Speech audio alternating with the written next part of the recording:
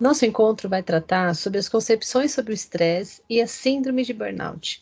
Sempre pensando nesse momento de reflexão em que esses temas são tão comumente utilizados e a gente ouve muito falar, justamente por conta, né, de tantos cenários que nos levam a questionar sobre os fatores que geram estresse e que sobrecarregam o nosso estado emocional durante o nosso cotidiano. Então, se fosse possível, né, que nós conseguíssemos fazer uma medição desse estresse, pensando nessa concepção do respira um pouco, inspira, não pira, né? Como será que isso poderia ser mensurado? Né? De que forma nós conseguiríamos saber qual é o nível, né, de estresse em que nós estamos atuando? Né? O que, que te causa realmente estresse? Ter esse conhecimento, ter essa consciência, é um dos primeiros passos para que realmente se consiga identificar qual é o estado que você está e quais são as repercussões que isso pode gerar. Né? Existem muitas variações observadas durante as situações de estresse, e elas é que remetem à complexidade desse tema quando se concebe que ele é formado por um tripé, que é tanto fisiológico quanto relacionado ao ambiente e também às questões pessoais. As bases emocionais se manifestam por ativação de cascatas fisiológicas, com efeitos e consequências que variam de pessoa para pessoa, mesmo diante de estímulos semelhantes. Então, essas variações fazem realmente com que cada pessoa reaja de uma maneira a fatores estressores às vezes semelhantes. Então, ninguém é igual a ninguém. Muitas pessoas, né, conseguem identificar facilmente aquilo que lhes estressa e outras pessoas nem tanto. Então, o que são esses fatores estressores? O que são essas variáveis, né? Será que alguém consegue se sentir estressado num ambiente assim? Né? Às vezes sim, dependendo da pessoa, não gosta muito do calor, gosta muito do calor, né? Tem outras pessoas que não, que aquele cenário é realmente um cenário perfeito, mas algumas coisas, né? Como por exemplo, o trabalho, um e-mail que chega fora da hora, um texto mal digitado que você coloca uma interpretação diferente, trânsito, né? Então as pessoas com pressa o tempo todo, muitas pessoas que se estressam com desorganização, com coisas a fazer, né? Acúmulo, né, das coisas, filas, perda de tempo, né? Coisas que realmente fazem com que as pessoas se questionem, né? Do que como eu vou dar conta de fazer tudo isso? Contas para pagar, né? As nossas responsabilidades. Agora, né? Nessa dependência que a gente tem das redes sociais e da internet, quando a gente não tem sinal, quando a bateria acaba, né? Tudo pode ser um fator que gera realmente estresse.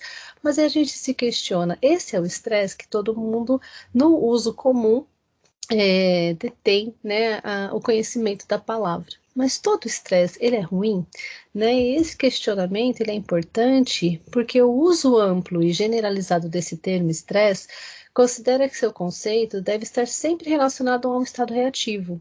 Então, de fato, deve se referir a situações que estimulam mecanismos fisiológicos e que geram uma resposta integrada à manutenção da estabilidade e regulação das funções orgânicas, ou seja, o estado de estresse é uma resposta que está mobilizando uma série, né, de conteúdos orgânicos para te preparar para uma situação. E essa questão é extremamente importante porque, considerando, né, como um grau de desgaste, então a gente pode considerar o estresse que durante a vida, né, vai gastar, vai fazer com que realmente haja um desgaste, né, diante dessas adequações, diante dessas reações fisiológicas a partir desses estímulos.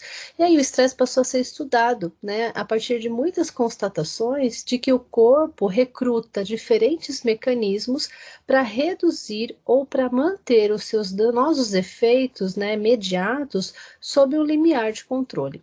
E quem diz isso é um autor que realmente estudou a fundo esse assunto, né, e é conhecido aí pelo seu início, né, das teorias em relação às origens fisiológicas do estresse. Então, quais seriam os dois grandes tipos de estresse, né? Porque nem todo estresse, ele é ruim. Então, nós somos movidos por reações. Então, nós precisamos nos adaptar o tempo todo, senão isso seria incompatível com a vida, né?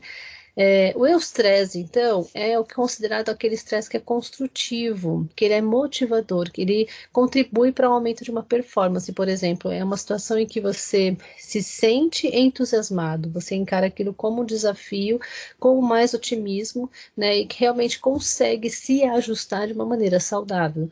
Agora, o de estresse é o estresse destrutivo, desmotivador, aquele que reduz a capacidade de agir, de pensar. O indivíduo com estresse, ele sente pouco ou quase nenhum controle da situação. É um momento em que ele reage com medo, né? Como se aquilo que estivesse causando estresse surgisse como uma ameaça, sempre com um teor de pessimismo. E essa é uma curva que mostra, né, como que a gente pode migrar por essas ocasiões de geradoras de estresse de uma maneira que a gente possa analisá-la, né? Então, quando a gente não tem nada, né? Então, aqui pensando nessa questão do nível de estresse comparado com a performance que você desempenha em relação ao que ele te proporciona de reação. Então, aqui a gente tem, né, a calmaria, né, a calma, que chega a ser uma situação até chata, pacata, e quando começa, né, a aumentar um pouquinho o nível de estresse, aí começa a causar uma certa reação, uma certa excitação.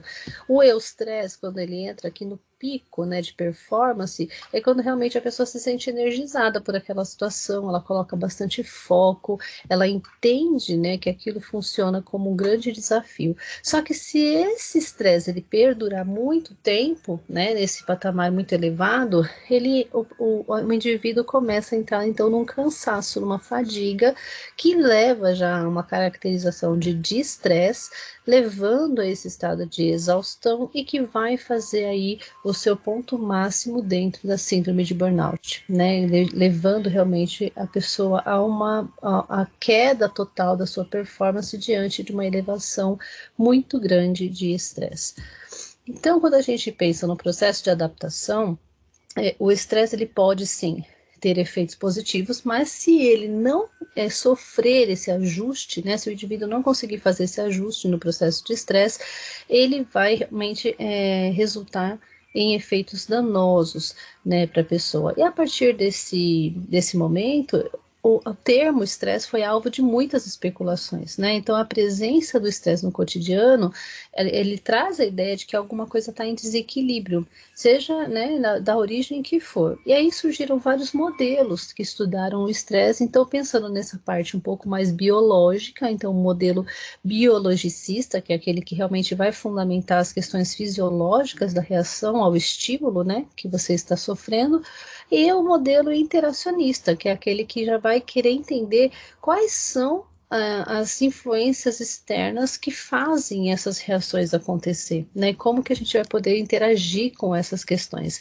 E os estudos sobre estresse abrangem não apenas as respostas e consequências no corpo e na mente humana, mas também as implicações para a qualidade de vida na sociedade, entendendo que esses estados crônicos de estresse afetam a saúde, né, a qualidade de vida e a sensação de bem-estar como um todo. Então, hoje é um grande motivo, né, uma preocupação muito grande entender quais são as consequências desse estresse crônico, mostrando aí dados recentes de 2020 que 72% da população economicamente ativa apresenta hoje alto índice de estresse e que pelo menos 30% desses podem ser enquadrados como síndrome de burnout, que é aquela ponta, né, de mínimo desempenho, né, performance muito pequena diante de uma carga de estresse muito prolongada e contínua. Então, as atividades cujos trabalhadores prestam assistência para outras pessoas ou são responsáveis pelo desenvolvimento ou cuidado de outros, expõe esses indivíduos a um desgaste emocional muito maior. E dentro desse contexto encontram-se os profissionais de saúde, encontram-se os professores, né, justamente naquele contato direto com outras pessoas. E o estresse no trabalho aparece de uma maneira muito forte relacionado aos estados, né, de cronificação desse esgotamento. Então, os aspectos contemporâneos, eles levam à caracterização estressora dos ambientes de trabalho. Então, muita pressão por prazos e metas, trabalho que realmente não tem mais um horário definido. A gente tem hoje, né, uma extensão dessa carga horária para além dos locais de trabalho, o medo de demissão por conta dessas questões de segurança, as contas, né, que a gente precisa, e a dependência, o quanto a gente se submete muitas vezes a algumas coisas por conta dessa dependência financeira que existe aí, fazendo com que as pessoas aguentem, né, situações estressoras além daquilo que o corpo delas pode se permitir. O estresse originado das atividades laborativas passa a ser representado como um estresse, então, que é nomeado de ocupacional, constituído pelo momento em que o indivíduo percebe que as demandas laborais, né, tanto da parte física quanto da parte emocional, estão excessivas para aqueles recursos que ele dispõe para poder enfrentar, fazendo com que esse indivíduo desenvolva, né, um estado, então, chamado de exaustão, e que é nomeado como síndrome de burnout. Burnout é um termo em inglês, né, que vem do verbo to burn, que é queimar, significa queimar, arder, out até o fim, né? Então, to burn vem de queimar e arder, e o out até o fim. É como se realmente algo pare de funcionar por absoluta falta de energia, né? Então esse é o significado dessa síndrome, e que apareceu aí em 1974 a partir dos estudos de um médico alemão chamado Freudenberger, e que fez com que realmente aparecesse o estresse aparecesse, o estresse crônico, né, aparecesse como um evento causador de uma doença relacionada às questões de trabalho, e que a partir, então, de 2022, a partir do ano que vem, é caracterizada como doença, porque hoje ela ainda ela entra como uma consequência, né, de um estado de estado laboral, mas a partir de 2022 ela vai ser reconhecida com um CID próprio, né, como uma doença. Então, é um estado máximo, né? O que é? O que configura a síndrome de burnout? É quando existe um estado máximo de esgotamento mental e físico causado por questões estressoras relacionadas ao trabalho. A síndrome de burnout, ela pode ser considerada uma conjunção tridimensional de fatores que estão interligados às atividades laborais e geradoras de um colapso de sentimentos, que aí a gente entra numa questão de esgotamento emocional, as frustrações em relação ao senso de produção e desempenho, então o quanto você se sente realizado naquele trabalho, e a perda da identidade profissional, que é quando você se despersonaliza, você está cumprindo aquela atividade, porém não se identifica mais com ela, né? Permanece e se submete àquilo, fazendo realmente com que esse estado de estresse se cronifique. Então, esses três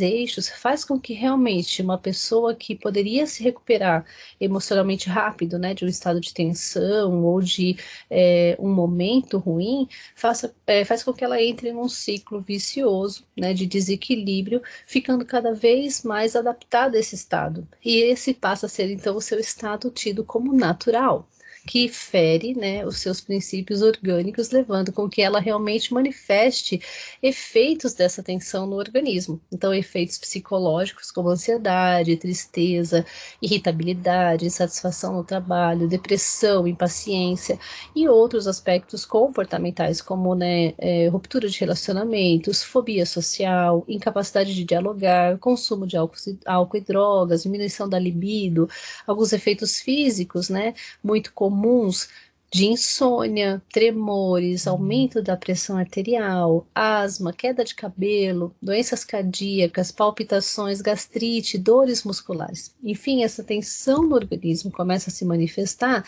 e realmente aborda aí algumas profissões de uma maneira muito mais direta, né?